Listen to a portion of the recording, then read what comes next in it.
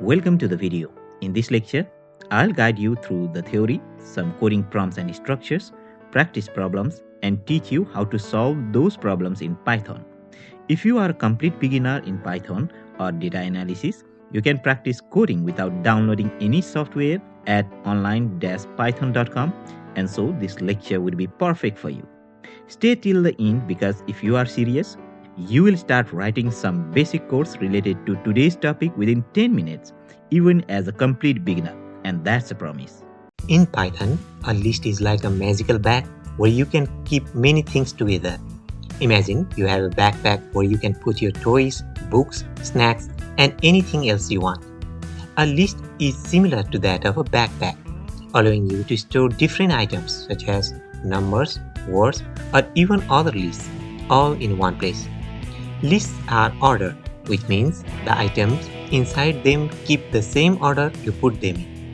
For example, if you put your toy car first, your coloring book second, they'll stay in that order unless you decide to rearrange them. Lists are also mutable, which means you can change them anytime you want. If you decide you want to add a new toy to your backpack or take out a snack you have already eaten, you can do that easily with lists. In Python, you create a list using square brackets, and you can put as many items as you want inside those brackets, separating them with a comma. The items in a list can be of different types, such as numbers, words, or even other lists. I've given an example here. Patient1 equals Gunjan, 45, and male. And all these items are enclosed inside the square brackets. So let us print this one, print patient1. I see the same order and the same items that I put in the list. We can also have a collection of other items or a list inside a list, similar as you can have small purses inside a backpack. Let's take an example. I'm taking here the list of patient information. Here, the patient 1 is Gunjan. He is 45 years old and he is a male. He is suffering from hypertension and diabetes, and both of these are enclosed inside another sub brackets. Similarly, I have other information for patient 2 and patient 3 as well. So you see here that the strings are enclosed inside the colons and the numbers are not enclosed. And if we have two or more conditions, such as in this case the different disease conditions, we can keep the list inside the list. Okay, in the second step, trying to accessing the patient information with the help of print command. So whatever I enclose inside these colons will appear as it is when I print. So it will print as patient 1, Gunjan, 45, male, and the disease condition that he is suffering from. Let us see some example for practice. We are trying to see how to access elements inside the list. So suppose here we have a list, the list of different integers kept inside the square brackets, 10, 20, 30, 40, 50, 60, 70, 80, 90, and 100. So suppose I'm trying to find the first element. So suppose if we are trying to find this first element, the position or the order of this item is 0. For this 20, it's 1. For this 30, it's 2, and so on. So this is not 2. The order or the position of the number 20 inside this list is 1. And for 10, it's 0.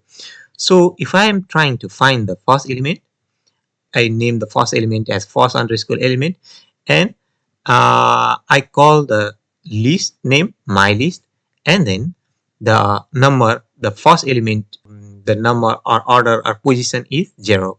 So my list, and inside the square bracket is 0.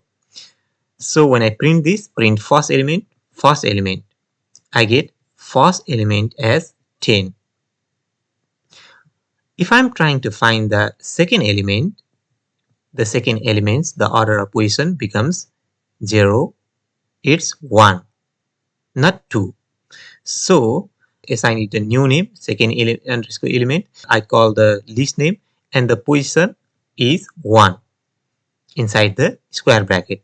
So if we give the print command, we get 20. Similarly, suppose if we are trying to find the first and second elements, we can write colon. Okay, we can write colon, and we can write 2 because we are trying to find the two elements, the first and the second elements. So we call the list name and we write the colon 2. So if we give this print command, print first and second elements, this is printed as it is. The first and second element is assigned in this name here. So first and second element are printed as 10 and 20. And remember, it is printed as list. Suppose we are trying to find what's in the third to the last element. Third to the last element means last element is 100 and first, second, third. So suppose we are trying to find what's here. So to find that, we have to do -3. That means we are going to the third to the last element. So third to the last element is 80. Okay, if we want to find the last element, it's simple. It's -1. So we get the last element as 100. If we are trying to find the third last element, third to the last and third last means the same thing. So again, we get the 80. If I want to show the length of my list, there is one command. It's called len. The len function has to calculate or show the length of the list. So if I write len and if I call the list name, I get the 10 because there are 10 elements. So one thing to remember is that I haven't kept this inside the square bracket. I have kept inside the normal bracket. So you should remember this. So suppose we want to print from third element to the last element. So the third element, the index or the order or position is 2, 0, 1, 2. And suppose if we want to print to the last, we have to write this index number first, and we write colon to represent whatever comes after this third element. That should also be printed. So let us run this. So when we run this, it shows from third to the last 30 and up to 100. So 30, 40, 50, 60, 70, 80, 90 and 100 are printed. So far we studied about what is list, how to represent list, and how do you assess the index or position of different elements inside the list.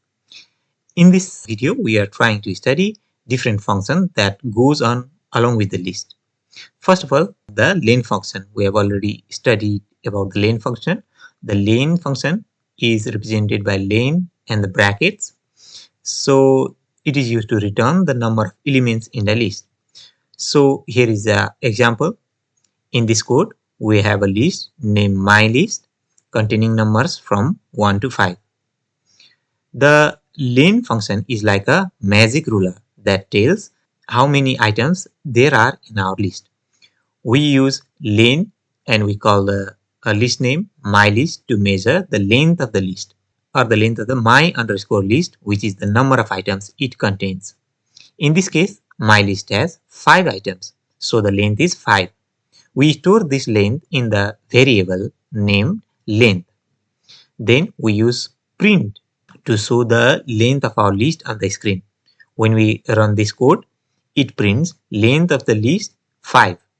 This code helps us to quickly find out how many items are in our list without having to count them manually. Now let us see this second function, append, which is used to add an element to the end.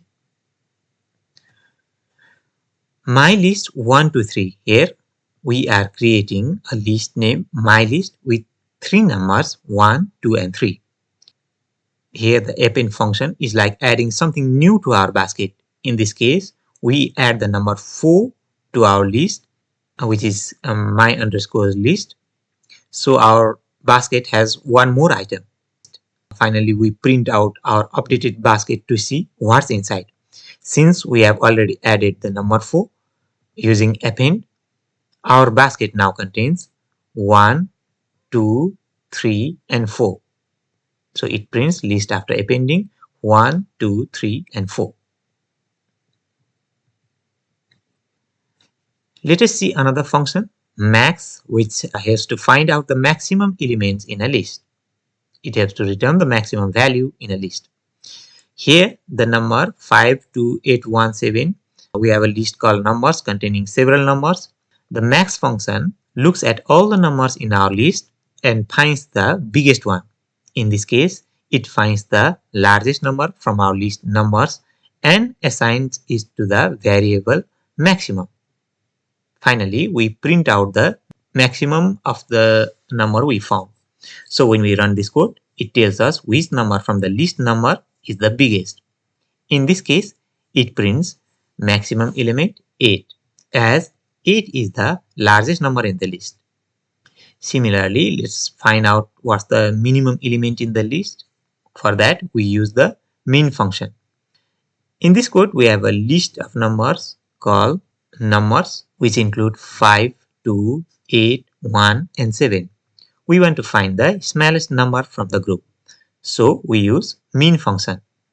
It's like looking at all the numbers and picking out our smallest one. Once we find the smallest number, we store it in variable called minimum.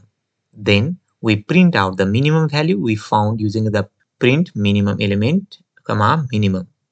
So when we run the code, it tells us which number from the list is the smallest. In this case, it prints minimum element 1, as 1 is the smallest in our list.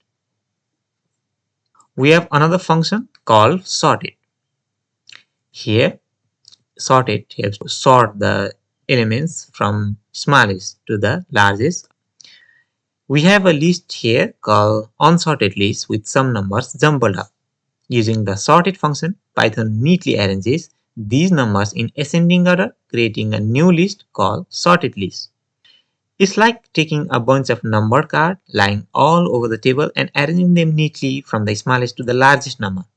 When we print the sorted underscore list, Python shows us the numbers in order, like a sorted stack of cards. That's how sorted works in Python. It helps us to organize things neatly, just as sorting decks of cards or arranging books in a shelf. We have another function here, the sum function. It helps to find the sum of all the elements inside the list. Here we have a list of numbers called numbers, which contains some numbers. The sum function adds up all the numbers in the list and gives us their total. It's like adding all the numbers together on a calculator.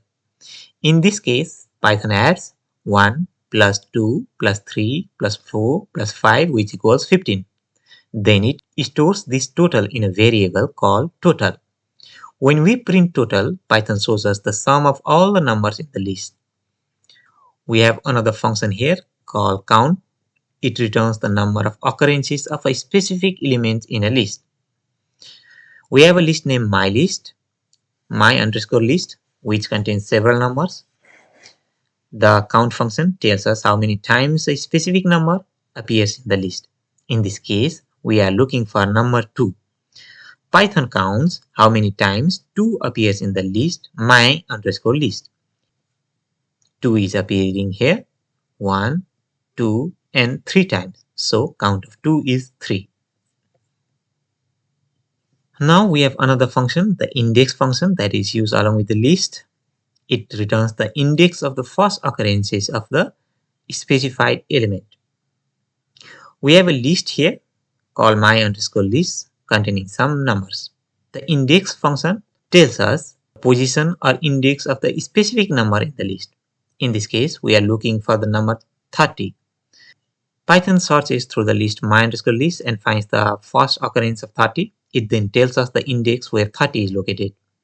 It's like finding the specific book on a bookshelf and noting down its position. When we run the code, Python tells us the index of 30 in the list. So the index of 30 is 0, 1, and 2. Index becomes 2. Similarly, we have another function here, the join function, which joins the elements of a list into a string using a specified separator. We have a list name, words containing some words. The join function takes the element of the list and joins these words together into a single string using a specified separator. So this is the separator. That means there is a space in between the words. We are trying to join these elements inside the list. So we are asking to join these words using a separator. So the output is hello, world, and Python joined together and separated by this separator. So instead of this, if we write dash as a separator, and if we run the command, strings will be separated by the dash lines.